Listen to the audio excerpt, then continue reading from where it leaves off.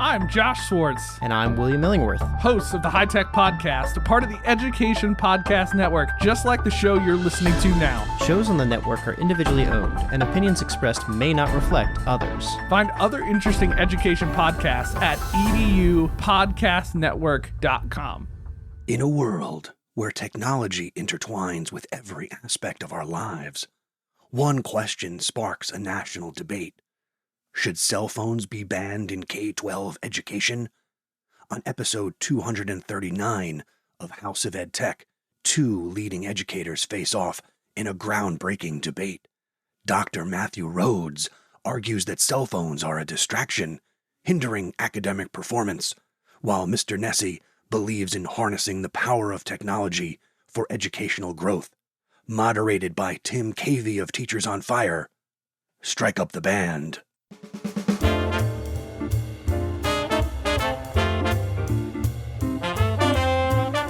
Welcome to the House of EdTech. My name is Chris Nessie.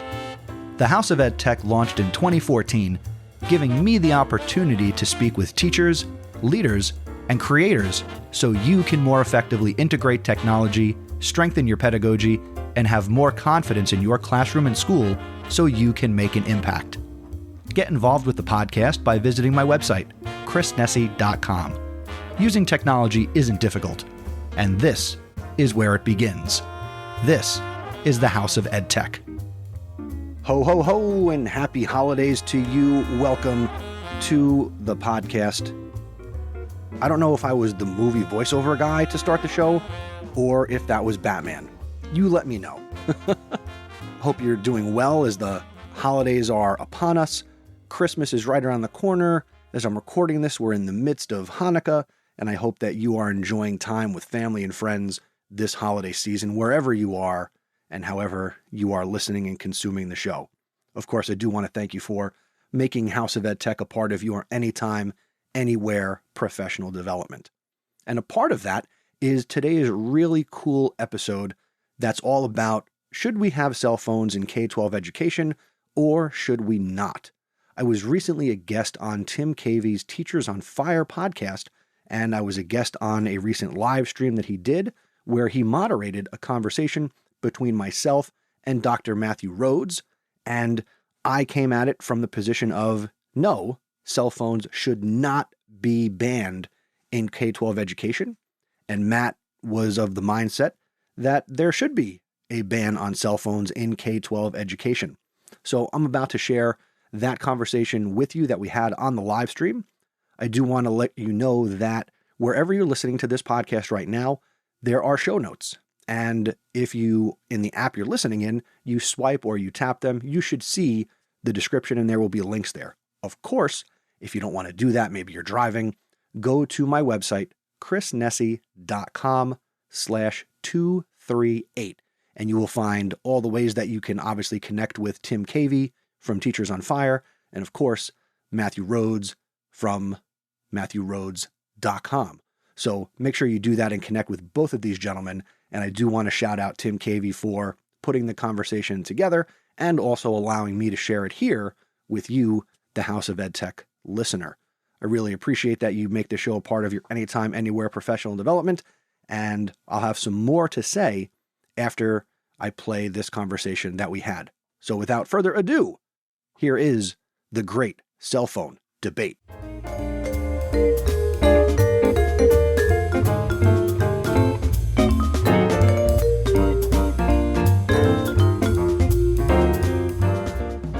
Good morning, Teachers on Fire. Thank you for joining me for this very special live event as we wrap up 2023. This will be my actual last live broadcast of the year, but I'm very excited to bring you this special content. It's a different kind of interview. In fact, it's not really an interview. It's a debate. And we're going to be considering a very important topic this morning. Should student phones, be banned from our K-12 schools? Well, I'm going to get into this shortly, but first of all, let me introduce our two guests. Opposing the idea of banning our phones from our K-12 schools, is Christopher J. Nessie. Chris is a passionate educator, podcast host, and thought leader. With over 15 years of experience in the classroom, Chris has dedicated his career to helping educators integrate technology effectively and meaningfully into their instruction. Recently, Chris was recognized by his school community with Teacher of the Year honors. So congratulations, Chris, and welcome back to the Teachers on Fire podcast. Tim, it's been too long. It has been too long. It's really good to see you again, Chris, supporting this resolution. This idea of banning phones, student phones from the K-12 context is another friend of the show, Dr. Matt Rhoads. Matt is an instructional and EdTech leader with hands in adult education, K-12 education, and higher ed. He has experience in leading professional development, coaching, and supporting teachers. Matt has also authored 7 books on instruction, education technology, and our ever-changing education landscape. Welcome back to the show, Matt. Yeah, thanks for having me. I'm excited to talk about this. Chris and Matt, thank you so much for coming on the show. Thank you to you both. I'm so excited to get into this very important issue. If you are joining us in the live broadcast, we'd love to hear your opinions, and maybe we'll say a quick hello to a few who are here. We've got, tuning in, Brian Carpenter on YouTube, coming to us from Abbotsford, BC, Canada. Good morning to you, sir. Good friend of all three of us, I would like to say. Alex is coming in to us from Freeport, Illinois. Good morning to you, Alex. Brian says the weather is plus 6 degrees Celsius and cloudy over here. That's kind of a nod to Chris's a question that Chris asked frequently on X. We've got Cyril Shaw joining us, and he's on X as well. Good to see you, sir. And Naila on LinkedIn, good friend of the show as well, says, hi, Tim, Chris, and Matt. And Brian, let's see what he has to say. From the top, I say I'm not to ban cell phones. So we have someone on Team Chris. Dr. Dan Krynas, another good friend of the show here on YouTube, says, hey, gents, looking forward to the debate. So Chris, or rather, Dan, if you have a position on this, let us know. And maybe you're waiting to be convinced by one of these panelists. All right. So I've got my debate guide, and I want to tread carefully. I've decided not to time either of the panelists as they get into their arguments this morning. So we're going to leave that a little bit open-ended, but I guess I would say, guys, don't dominate the time too much. We want to probably aim for 1 to 2 minutes per point here as we get going with this question of, should student phones be banned from the K-12 environment? All right. Chris, are you ready to get going? And before we launch right into the debate, is there anything else that I left out from your bio? Anything else that you would add about your context? Not that I can think of at this moment, but I would say if you want to learn more about me and what I do, go to chrisnessy.com. All right. And we will definitely offer you those opportunities as well to share with our viewers where you can be found at the end of the broadcast. Dr. Matt, is there anything you would like to add about your context or your positioning on this issue? Yeah, I would just say that, I've evolved in this issue and kind of changed over the course of the last really like 6 years. My views evolved over this, and I'm going to be posting a blog about this on Sunday with all my arguments. So if you are unable to view this now or want to see a full in-depth with links to the studies, etc., the blog will be posted on Sunday, so you can check it out then. And you can find that at MatthewRhoads.com. MatthewRhoads.com. Thank you so much, Dr. Matt, for that. We've got Joshua here coming in from LinkedIn. High school principal in Mississippi. I agree with this proposition. So we've got one viewer on the side of banning student phones from the K-12 environment. Alex says, I'm against banning cell phones from a school crisis perspective, but I'm interested in hearing what Matt and Chris have to say about it. Brian says, play nice. And Dr. Dan says the middle school I am in has banned phones this year, and I would say it has been nice not to have to worry about the potential distractions. Okay. For some reason, my nerves are really high right now, but I think that's just because I'm looking forward to seeing how this unfolds. First debate on the podcast. So Chris, take it away with your first argument in favor, or rather opposing, a ban of phones in the school environment. Go for it. You got it, Tim. All right. So first, I do want to say that I am against banning cell phones in schools. I want to make that perfectly clear. And my first reason involves the fact that it's 2023 and cell phones are these supercomputers that live in not only our pockets, but the pockets and backpacks of so many of our students. Okay. Cell phones are powerful learning tools. There are endless numbers of apps, online resources that are available to our students both in the classroom and out of the classroom. These can supplement and support our curriculum and our instruction initiatives. They provide students with the opportunity to learn in a personal way, to kind of craft the experience for themselves. The tools are so powerful that we can offer interactive simulations. They can be used independent of the subject area. And depending on the various K-12 grade levels, there are different ways to incorporate them in a positive way at all grade levels. Okay. They allow for easy research and collaboration. Students can quickly access information. I know in my high school history classroom, I am always able to tell students and ask students to quickly look up information and find information that isn't always available to them on a district issued device because of certain parameters and filters that are in place.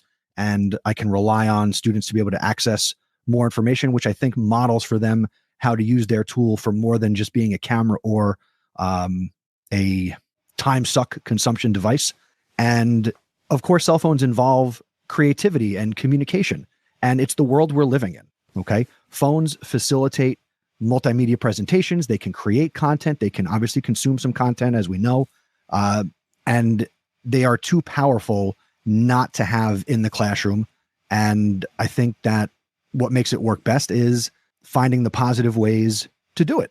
And there has to be some structure and some order. So to summarize my first point, they are simply too powerful not to be in our classrooms. That's a good punchline to end on. Thank you, Chris, for that. Dr. Matt, before you get into your first argument in favor of the ban, is there anything you'd like to say in rebuttal of some of the points that Chris just made? I would just say in regards to the devices, especially in North America, we spent billions of dollars to get these devices in the classrooms. So we already have so many issued devices that I think with the filters, I agree that some of them can be a little bit hindering at times. But what it comes down to is we have the devices and can provide those opportunities for students to do it with these devices and tools that we have in the classrooms that we purchased. Okay. So I think I hear what you're saying. I'm going to resist the urge to do any paraphrasing as we go along because I really want to keep this as neutral as possible. Don't you put words in our mouth, Tim. Yeah, exactly. I want to be so careful about that. So thank you, Dr. Matt, for that rebuttal. And now I'm going to turn it over to you for your first point in favor of banning student phones from the K-12 environment. Yeah, so it's really interesting. I'm not sure how much you've followed over the last couple of weeks with the PISA scores coming out on from 2022 and reading that report and just the debates that have raged on X and whatnot. And I was thinking of just the trends over the last 15 years. And I noticed really, and I continue to hypothesize this, is that scores were going up in reading from 2006 to around 2012.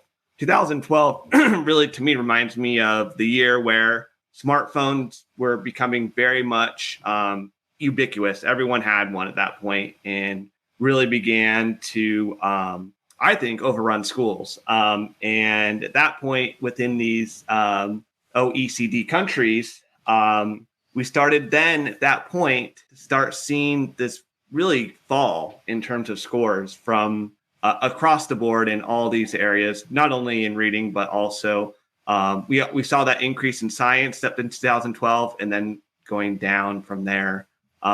So I just think that these huge drops definitely, I think there's a relationship between these drops and the use of cell phones in schools. And also, too, in the report that I found that this was really interesting is that student scores, students who reportedly felt distracted by devices in math class scored 15 points or lower on average on these tests. So it's, to me, I'm all for incorporating technology into instruction and utilizing it strategically with high impact strategies. But when it comes down to it, I don't think any teacher, I think you have a fair competition between the engagement of a phone and the distractions of a phone and what you're trying to provide in the classroom.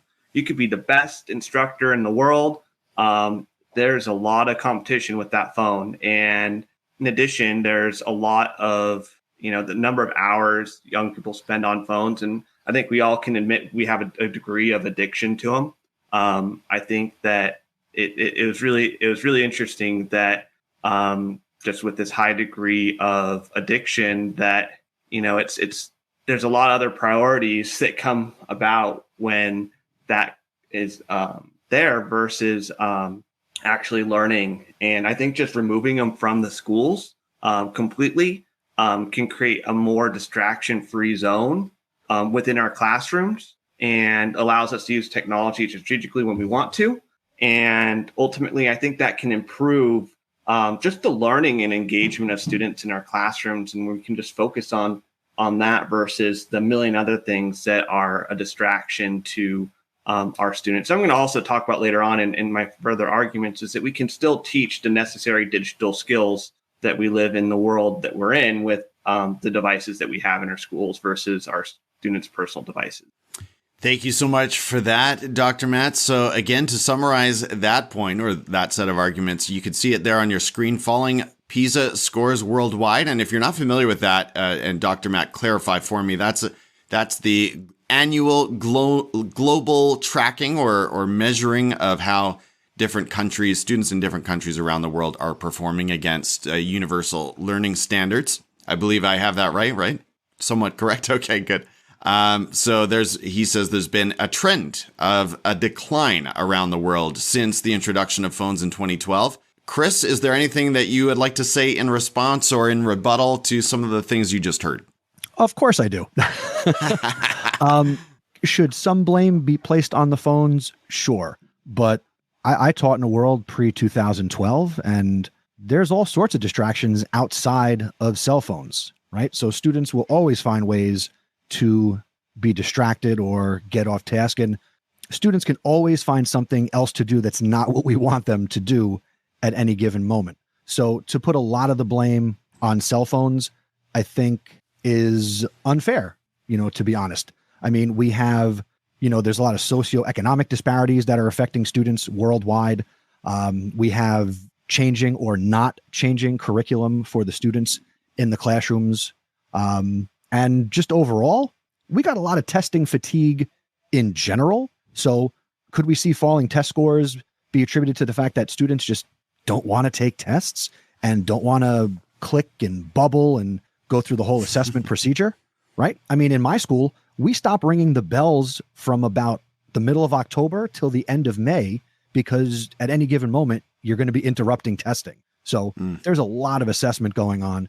And I don't know if cell phones are going to be the big piece that if we were to ban them, all of a sudden we're going to see this rise in assessment and test scores. Thank you for that, Chris. I want to go back to a comment here from Brian Carpenter. This one is important, and it sort of clarifies our conversation today. He says, are cell phones kind of synonymous with BYOD laptops and tablets that students are permitted to bring to school? Is it the cell phone or a non-tethered district device? So that's an important question. And my answer, I hope we're all three of us are on the same page here. We're really focused on phones. So we're head nodding. Okay, so we're all focused on phones. So laptops, Brian, separate conversation. You raised the prospect of tablets. I haven't really seen many tablets come to school, but I suppose that is a thing as well. Or I suppose some students are bringing iPads and whatnot. But we're really focused on phones. Phones are a unique device for obvious reasons. Number one, they fit easily into pockets. So that frames our conversation. Yeah, Chris, go ahead. No, I was going to say, Dan Krynas in the chat, his recent comment, he says, I think we need to be careful of using the word addiction. He thinks that dependency may be a better way of looking at it. However, not a chemical dependency like other legitimate types of addiction. And I know Dan is not in this conversation, but I will say that addiction is absolutely the appropriate term to use based on what and how the cell phones are designed, and some different documentaries I'm sure a lot of us have seen here or watching right now. We are absolutely addicted to our phones based on the chemical reactions that take place, right? Cell phone use and social media use is right up there with, drinking and gambling in terms of what it does to our brains, right? And I think I'm quoting a little bit from Simon Sinek that, we have rules and laws around access to gambling and alcohol, but for students, yes, we get, here's the cell phone, here's the social media, right? So it does the same thing. Thank you for that, Chris. Before we get into our next round, let's just catch up with some of the other comments coming in from our viewers. Very interested to hear your opinions on this. Barry on LinkedIn says people railed against calculators, too powerful not to be used. Definitely. I mentioned a comment or displayed a comment from Dan about SEL. We'll see if that comes into the discussion a little bit later on. Brian is asking, AI in the classroom, new technology in classrooms, district devices provide distractions to students, but because they are not always in the hands of students. Okay. I think Brian is trying to say that that laptops also carry with them their own set of concerns. And yes, fair enough for a separate conversation, perhaps. Joshua on LinkedIn says the amount of headaches during school from Snapchat and now AI is terrible. Brian again says, how about normalize the phone in society and talk about humanness and focus in a very distracted world? Practice in school where it's safe first. We talked about Dan's comment regarding addiction. And Brian again says a student in gym class wanted to read a book when they were out as opposed to cheering on their teams. A book is a distraction. Okay. All right. Interesting comparison. So we're moving into argument number 2, round number 2. We're going back to Chris now. And remember, Chris is against the resolution banning student phones in our K-12 environment. So Chris is going to lead an argument here along the lines of digital citizenship and responsibility. Chris, take it away. So, right. Cell phones, I believe that that's one of the great ways that we can promote responsible digital citizenship for our students. Because like we just said in one of the comments here in the chat, this is the world that we live in, right? Do any of us not use our phones at all for the 6.5 to 8 hours a day that we are at school? Yes, some jobs and careers, you can't be on your phone, and, some of those first jobs, you might not be allowed to have your phone out and things like that. But the world we live in, the phone is there, right? The access at our fingertips to information and entertainment is not going away. So one of the things that needs to fall on the shoulders of schools and teachers, and I say this as a classroom teacher, we have to make this a part of what we do in terms of how to be responsible and teach some of the regulation. I mean, we're already tasked with raising kids in so many different ways anyway as classroom teachers. This has to be a part of it. Okay. Students certainly need to learn how to evaluate information, how to discern reliable sources. So when we're in the classrooms and we have access to the world's knowledge at our fingertips, that is a valuable thing. And we need to instill in our students how to do that responsibly. All right. Using digital platforms on phones and these devices. This allows our students in a school setting to practice healthy online communication.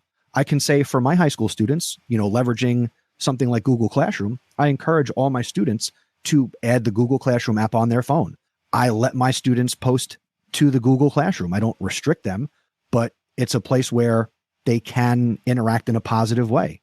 All the clubs at my school, we all have club Instagram accounts, and some of the students manage those accounts along with their club advisors. So we've got kids all the time that are taking pictures, posting video, attending events, and there's opportunities there to learn how to use these tools responsibly. Okay. And my final point for this, it's an essential life skill, right? Students will gain time management and to learn when it's appropriate to put it away. If you just outright ban them, how will the student know when it's appropriate or not appropriate if for that really large period of time during the day, they can't be on it, right? And during the pandemic, they were home, they were virtual, and they didn't learn that, right? Because they had to be on their laptops, they were distracted in all sorts of ways. And, this is a real opportunity in education to kind of change that narrative. So they should, again, they should be there. And this is one reason why, to teach them how to be responsible and be good digital citizens. Thank you for that, Chris. Dr. Matt, that's an argument that you will hear around. I'm sure you've engaged with already on X. And I should have mentioned that this whole show, this program was sort of inspired by a tweet that you made weeks ago. And I'm sure you got a lot of comments, more than you could handle in response. So you've probably seen this argument. You've heard some of these arguments as well in the past, that cell phones promote digital citizenship and responsibility. How do you respond? I think theoretically, in the best of best worlds, this is true. Although I have to, when you take in human nature, you take in adolescents, you take in kids. The reality is that it's not in practice. It's when you have thousands of kids in one spot. It's just the logistics, just being able to promote that citizenship in every single class. And just the behavior that's occurring that we don't see during those hours in school. I think that we just can't trust. I'm on the pendulum of not trusting students in this regard. I think that depends on your dispositions. So I think that people that, are on my side of that disposition of, I don't trust students in that way because of just the simple human nature of it, of their behavior and what I've seen and heard and experienced. So I think that without the phones, it's better. We can still teach digital citizenship. We can still model it to our students using devices. And ultimately, as I'm going to argue later, I think that, the ability for them to not communicate in that manner on the social media platforms during school or texting will actually improve their overall mental health and satisfaction with school. So I just feel that Chris presents a great argument. I think in the best of best environments, that's like the ideal. It's like the lighthouse on the hill aspiration. But in reality, I don't view that as the reality of probably 95% of schools that we see in North America. Thank you, Dr. Matt, for that. All right. So getting into your... Wait, can I come back? I got to come back in. Yeah. On that okay. I mean, this is a little outside of our structure, but go ahead. So, Matt, can you just make that lighthouse analogy again? I just feel like that for the cell phones and just modeling the digital citizenship with the phones and having them all out in schools across the country with just overall just the freedom to have them available and out. I think it's just that, if we're looking at the vast majority of North American schools, what you're presenting is, I think, the ideal scenario. But in reality, I think 95% of these schools, it would create far more problems than the goals in reality that you are describing. And that may be true, but I think an outright ban eliminates the opportunity or the possibility of striving for that ideal scenario. So I just see it as we need to give kids the opportunity to rise up. If we outright ban it, then we're saying they can't ever do that or learn that. So I just wanted to rebut the rebuttal. Point well taken, Chris. I hear clearly what both of you are saying there. Now, Dr. Dan Krynas, another, as I said, friend of the show earlier, mentioned SEL, and that's going to connect with Dr. Matt's next main argument. So let's get into that one. He's focusing here on phone addiction, lack of focus, loss of student autonomy, and mental health. So Dr. Matt, take it away. Yeah, I mean, I know that as educators, we've all seen this, and we've seen the studies about really the decline of student mental health over the last number of years. Even before the pandemic, we saw, we've seen this. And I think that a lot of studies show that there's a strong relationship between the use of these devices and the decline of their mental health. For example, I'm mentioning this in my blog. There was a study done in WU 2022 related to over 1,500 high school students described that, there's so much cyberbullying, it's caused depression, and it just the direct of the, the surveys and whatnot and the interviews that they did, it really just demonstrated that it was a major cause of this depression of students. And especially at the high school level and middle school level, I think this is very prevalent. And we only as educators see the tip of the iceberg of what's going on. And I don't envy any principal right now to be in this scenario of looking at phones because of the cyberbullying that's going on. And I think that the cyberbullying is, it really is out of control. And I think that, our students deserve better. We need to put them in a situation where we can, at least during 7 hours a day, maybe there'll be a little bit less of that during school hours. We can't control what's going on outside of school.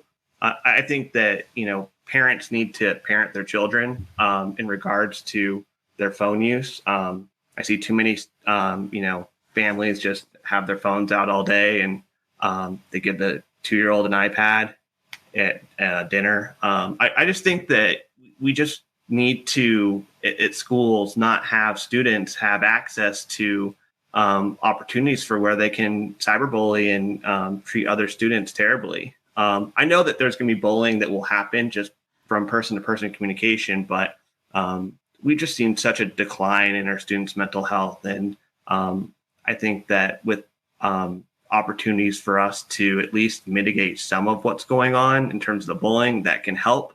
And also, too, I think maybe a number of hours off social media, especially on like TikTok or Instagram, will do our students a good, help them as well with their mental health, because of as I said, that they're addicting, as well as can help ruin a student's self-esteem and self-image, because of, these aren't really the reality of what's going on in the world.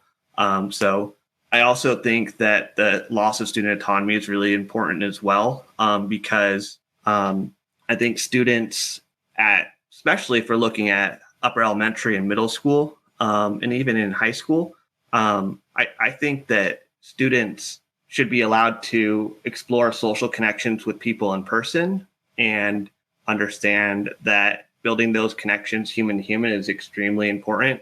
And really, you're building those emotional intelligence skills in person. And ultimately, we do want to model those skills with digital devices as students get older, but we need to build that strong foundation before we give them that ultimate freedom to access all this information and these platforms. So that's my argument for this section.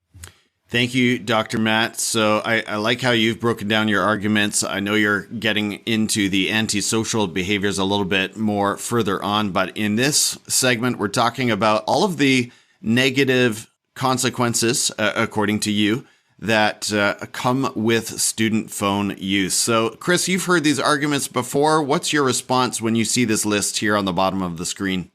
Let's look at the bottom of the screen. Phone addiction, lack of focus, loss of student autonomy, mental health crisis. What comes to mind, Tim and Matt and everybody who's watching and listening, is cell phones are not the root cause of the mental health crisis that a lot of students are facing in the world today. Okay. We need to really focus on the underlying issues, right? Again, socioeconomic, some of these family issues that students are facing. All right. They're bringing a lot more, for lack of better words, baggage into school. Okay. Than I remember when I was growing up, or even when I started teaching. And I think schools are doing a better job, but need to do an even better job providing mental health resources that promote not just all around mental health, happiness, right? But also healthy technology habits. And if they're not getting it at home, where are they going to get it, right? We've got them for 6.5 to 7 hours a day in school, where when these issues come up, schools should be better equipped to support them. Okay.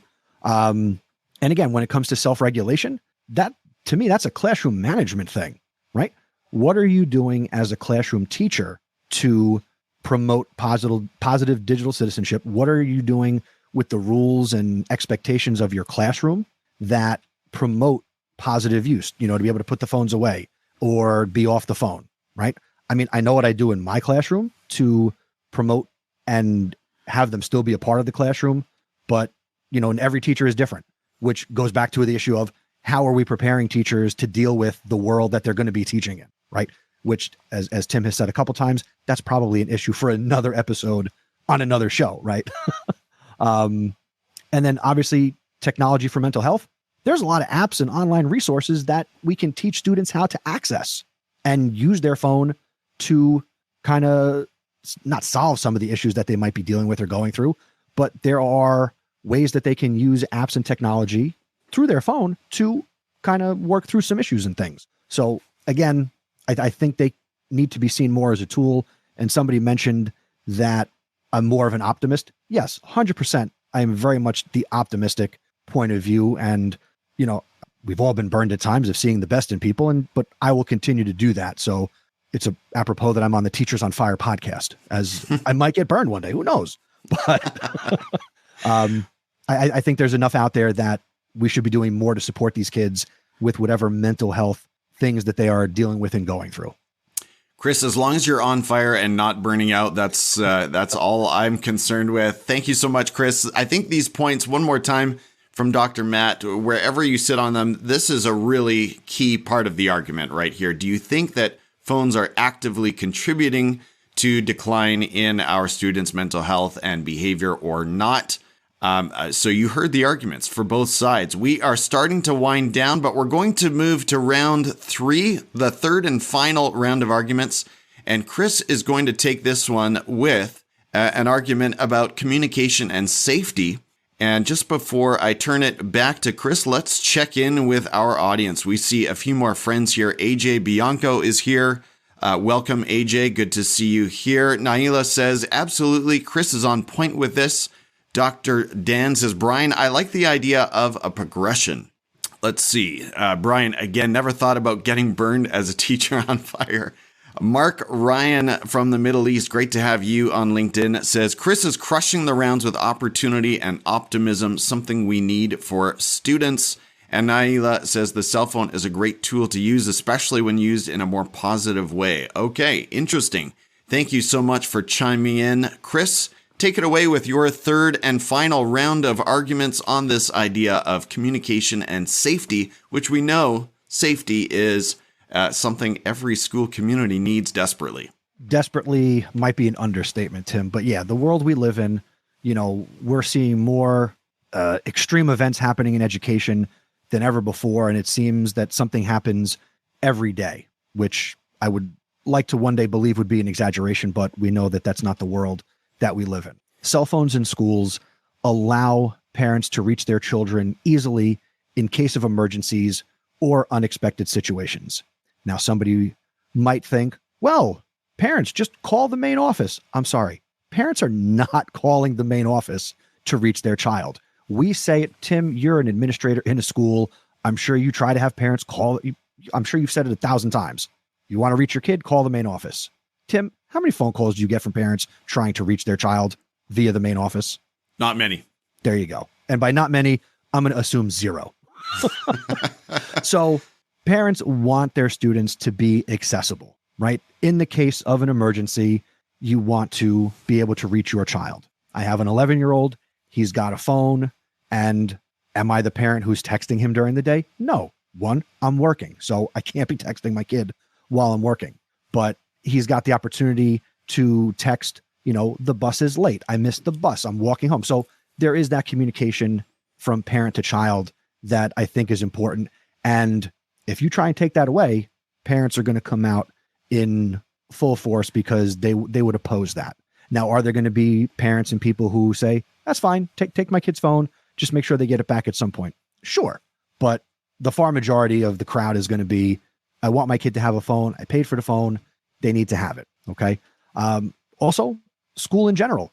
Schools can, again, if we go back to being optimistic and how we can leverage the devices for good, schools could do a little bit more to disseminate important information via maybe school district apps or school apps. Again, I tell all my high school kids, you got to have that Google Classroom app, or, we have the Remind 101's Reminds group set up there. It shows my age with technology. So to be able to, again, use the technology in a positive way and get kids exposed to that. Okay. So also being prepared for emergencies, right? We never know what's going to happen in a school in an emergency, and people need to be able to reach other people. So that's my biggest argument for it. Yes, you're going to have school districts that will say, we'll disseminate the information, from the principal or, school PR committees. But I think just the world we live in, students need to know and be able to maybe feel that sense of comfort, and families need to have that sense of comfort for people who have their cell phones. All right. I am having some technical difficulties here. I'm going to try to get things going, but Dr. Matt, if you can hear me, would you provide your response, your rebuttal to Chris's comments? Yeah, definitely. So I think a lot of people do think that phones can help with ease of mind and security, but in reality, if we do have, God forbid, a situation, an assailant on campus, I think using phones could actually be a distraction from their action, from someone's actions, and taking a moment, such as running, hiding, and listening to directions. Also the sound of the phone ringing and vibrate could alert someone that's an assailant on campus where you're hiding. And I think that people, don't also recognize that people could be monitoring social media, and people could be posting on social media channels about where their location is. So, I think in reality, phones, they may seem as some, you have a peace of mind with them, but in reality, during these situations, I think that a lot of security experts do think that it could actually be more of a security risk than actually, a benefit to security, for safety. So I just think it's something that we should think twice before thinking that phones are going to keep us safe. In those situations. Hold on, Matt, I'm going to jump. Tim hopped away. I guess he's resetting, but we can have a conversation. There, we got rid of Tim. We also have security experts who believe that the best way to operate, say, in a lockdown situation is to hide in the corner, right? There are experts that say, close the door, cover the windows, go hide in the corner. Some people call that the wait to die way to approach school emergencies. But then you have other experts that promote a whole different way of dealing with a campus emergency where, every kid grabs something. I believe I think it's called Alice training, where again, so we've got this idea of school safety, and we've got experts that believe there's multiple ways to approach these on-campus emergencies. So I think we need to be cautious of how we throw around the idea of what the experts say in terms of safety and what role cell phones would or would not play. Yeah, welcome back, Tim. We solved the world's issues while you were gone. I totally understand that. I just know, just as being a on campus during large lockdowns, I would say in my career, upwards to almost 8 to 10 times that, I think that the phones could cause a lot more chaos than they would actually keep people safe. Just from what the experts say in personal experience, I can attest that, I think we want as much an orderly exit and as possible when these things happen, and any distraction from that, I think could get people hurt. That's just my opinion, just from my lived experiences. But I just know that this is something that educators experience far too often, especially in the United States. And I'm just hopeful that, with this cell phone debate, I think that we just all need to really think about what is actually keeping us safe, and what can we do to, make our schools as safe as possible. And that's going to get me to my last piece in a moment, my last argument. Yeah. Thank you so much, gentlemen. Nothing like a complete meltdown and deep freeze of your MacBook right in the middle of a live broadcast. So that's fun. Thank you both, and thank you, viewers, for sticking around. All right, let me make sure I'm at the right position here. So Chris talked about communication and safety. Thank you, Dr. Matt, for your rebuttal. We're now to Dr. Matt with his last argument, focusing in on this issue of bullying, fights, and safety concerns. Go ahead, Dr. Matt. Yeah, I just think that sadly, just the reality is that the bullying is out of control in schools, and the phones, are ultimately one of the major problems of when it's happening during school hours. Unfortunately, like I said earlier, we can't control what happens before and after school with the phones. But during those 7 hours or so that we have students, we can stop at least some of that communication that's taking place in those areas. It's, it could be a great benefit because I think in schools that really struggle with fights and whatnot taking place, I think taking the phones away can stop organizing these fights taking place in these schools and at least stop some of the bullying. We can't say that we'll eliminate all of this, but I think that there would be, a positive relationship with taking away the phones and less of those types of behaviors happening in schools. So ultimately, I think it would increase safety as well with not having these bullying incidents taking place as high as they were before, as well as the organization of fights. So I think that many can attest from places where they have taken away from phones that behaviors have improved across the board. And it's, I would love to hear from more people that has had their phones banned in their schools and how that has affected the students' behavior in terms of bullying and has there been less fights. I just want to hear from the audience if anyone has heard or seen that in their experience. And that's my point for my last part of this argument is I think it will just create a safer experience for students with less bullying and hopefully less fights as a result. Thank you, Dr. Matt. Chris, you've heard these arguments and you work in a high school as well. So I'm curious to hear what your experience has been with this issue. How do you respond to this argument about phones promoting a bullying culture? I don't know that phones promote a bullying culture because, again, all the issues that we've talked about, these are issues and problems that the education system has faced long before there were cell phones in schools and technology in general, right? I mean, if I go tech for a second with AI, kids were cheating before there was AI. Kids were going to cheat after AI, right? Bullying, fighting. Kids were bullying each other before there was technology in schools. Kids were fighting before there was technology in schools. They're going to continue to do that, right? That's, I don't want to say that's part of growing up, but that's some of the lessons that students learn as they're going through, their formative years. So again, banning them, kids will still find a way to make each other feel like crap, and they will still find a way to put up their dukes and fight. And whether that's being organized on Snapchat or, word of mouth through the bathrooms, right? It's still going to happen. Well, I will concede that maybe not having the cell phones makes it a little harder for that to happen. But again, kids are resilient in so many ways. They will find a way for those things to still happen in schools. So I don't know if the ban, and I think Matt hinted at this, the ban is not going to completely solve it.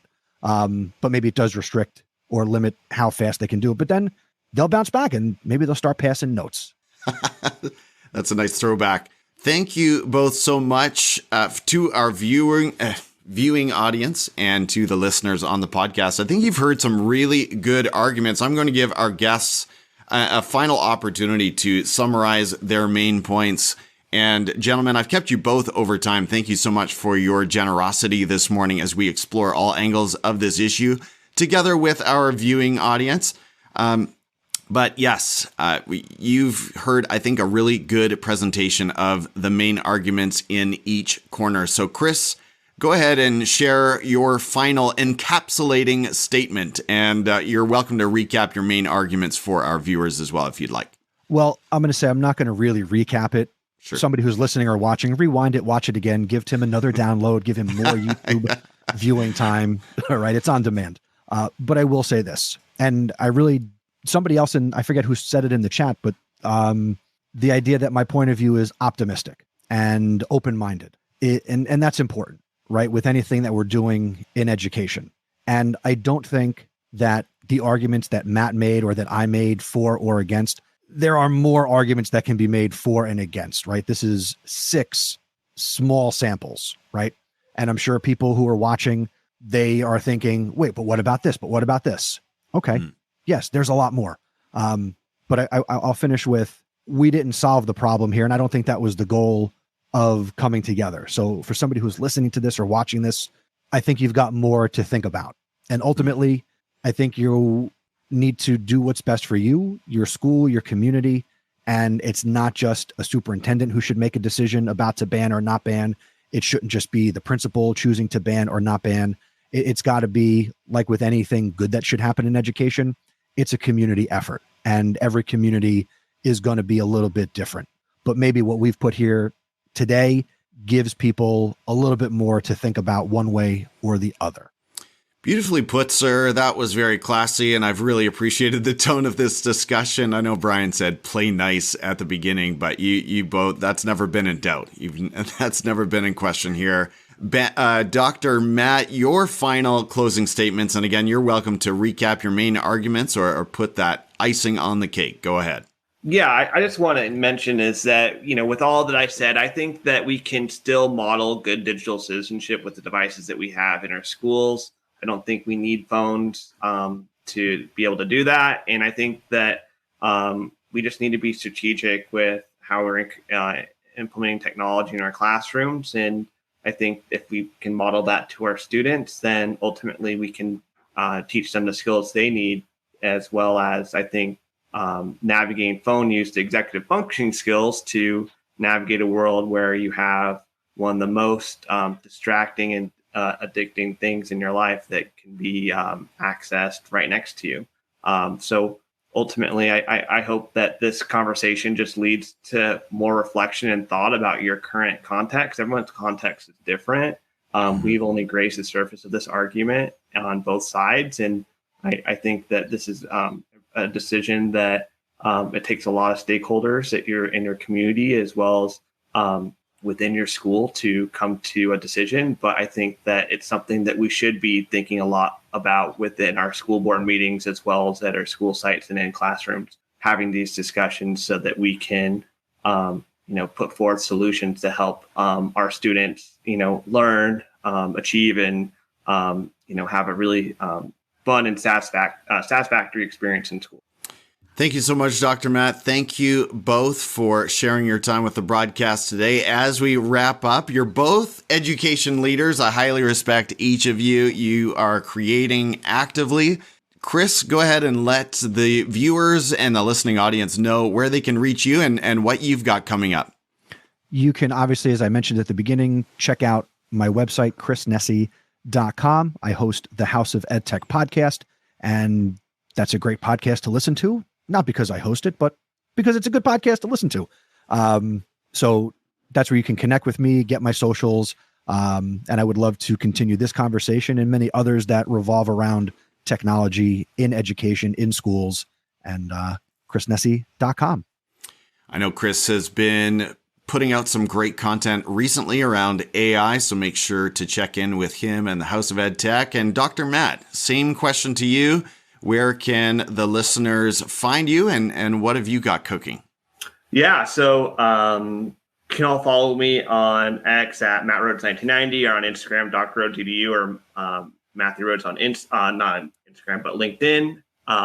Posting a lot of blogs recently. Going to be finishing up this blog on banning phones, and then I got a couple more books in the works. Hopefully, one coming out in January, and then one coming out in July. So, but I'm actually happy that I'm on break now. It's nice that on winter break now, get to relax and do some content creation outside of work, and definitely looking forward to connecting. And you can connect on my website at matthewrhoads.com. So good. Thank you again to you both. Thank you to the live viewers and the listeners on the podcast. We've really appreciated your input this morning. It's added to our conversation as we've tackled this all-important and difficult question, I think, for every school community.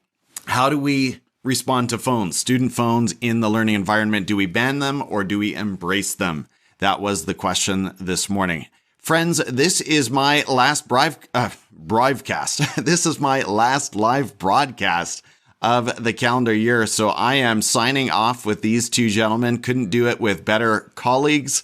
I am going to say goodbye. Have a Merry Christmas, or however you observe the holidays. I hope you find opportunities to heal, do that deep recharge, be refreshed, and come back in 2024 with renewed aspirations and clarity and goals for further growth and learning, both for yourself and for your students. Thank you for tuning in and supporting the podcast. I appreciate you, and Happy New Year, everyone. Take care. Bye-bye.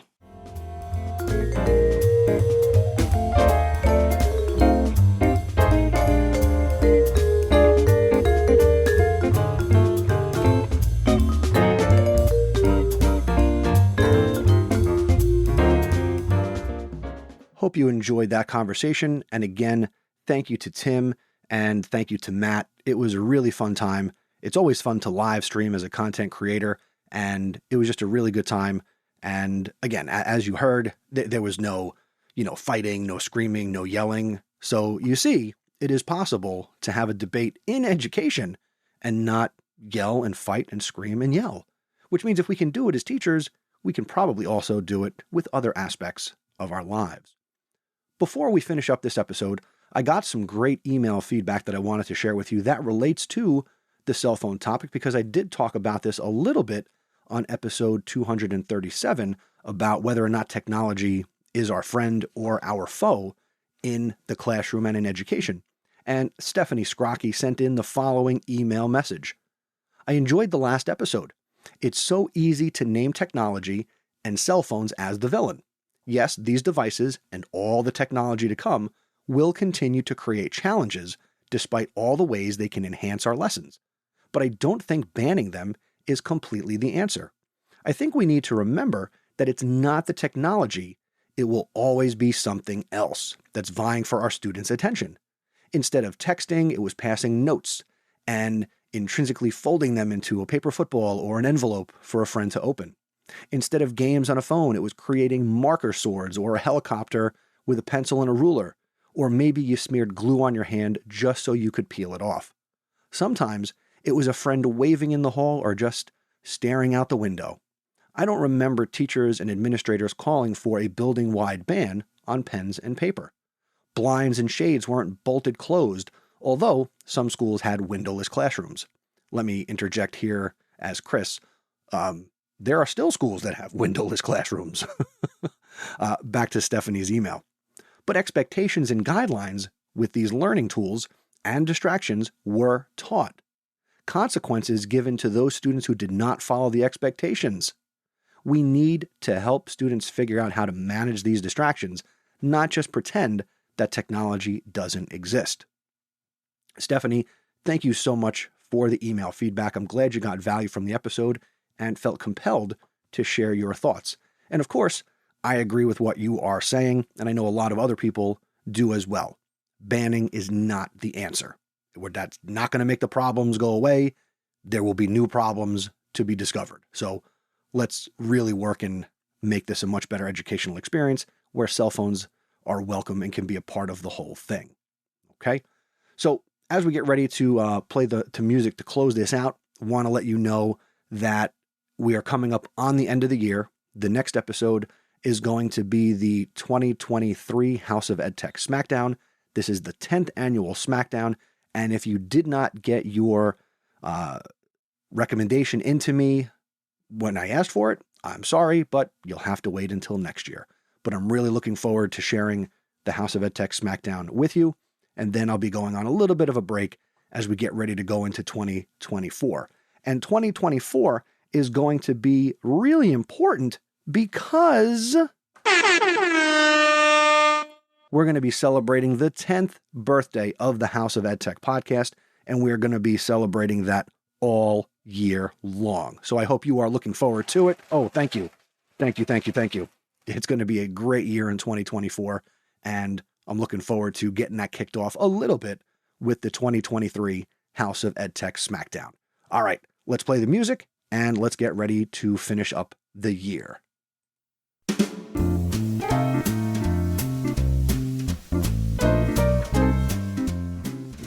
I want to thank you, as always, for tuning in to the House of EdTech podcast. If you haven't already, maybe this is your first episode listening, and you've made it all the way to the end of the episode. I invite you to subscribe or follow this podcast wherever you're listening to it so you can make it a part of your anytime, anywhere professional development. To get the most out of the House of EdTech, be sure to visit the show notes for this episode. They're a swipe or a tap away, or go to my website, chrisnessy.com/238. I enjoy hearing from you. I enjoyed getting Stephanie's email, and I value the feedback I get from listeners like you. I want to hear your perspective. Whether you have thoughts or questions about a recent episode, or you want to talk to me about an EdTech topic that's top of mind for you, don't hesitate to reach out and connect with me. You can email me anytime. feedback@chrisnessy.com is the email, or better yet, leave a voicemail. Go to chrisnessy.com/voicemail. Your input and point of view will help me create better content and improve the podcast. So please share your thoughts with me. I'm eager to connect with you. If you know someone who would get value and benefit from listening to the show, do I have to ask? But I encourage you to share the show with other people, spreading the word on social media or through word of mouth. And by the way, word of mouth is the best way to share a podcast that you enjoy. Your effort will help me reach a wider audience of educators who will also get value from the show. So I want to thank you in advance for sharing House of EdTech. Lastly, I invite you to become an awesome supporter if you're getting value from my content. I am incredibly grateful for the ongoing support from the following people: Jeff Herb, Peggy George, Dan Gallagher, Mike Messner, Matt Miller. Shout out to Matt Miller, who's having a great Ditch Summit this year in 2023, as well as Brian Carpenter and Aaron Cummings. And I'm very excited. I've got a new awesome supporter. Big, huge shout out to Leo Calbush. Leo from Brazil, as I affectionately call him. Thank you, Leo, for becoming the newest House of EdTech awesome supporter. If you're getting value from the podcast like all of these folks and you want to give back to the show, go to chrisnessy.com/awesome. Your generosity will go a long way. Again, the next episode of the podcast is going to be episode number 239. It's the House of EdTech Smackdown, and it comes your way on December 31st, 2023. I can't release it any later if I wanted to. Until next time, thank you for learning with me, and remember, using technology, even cell phones, isn't difficult. Just give it a try.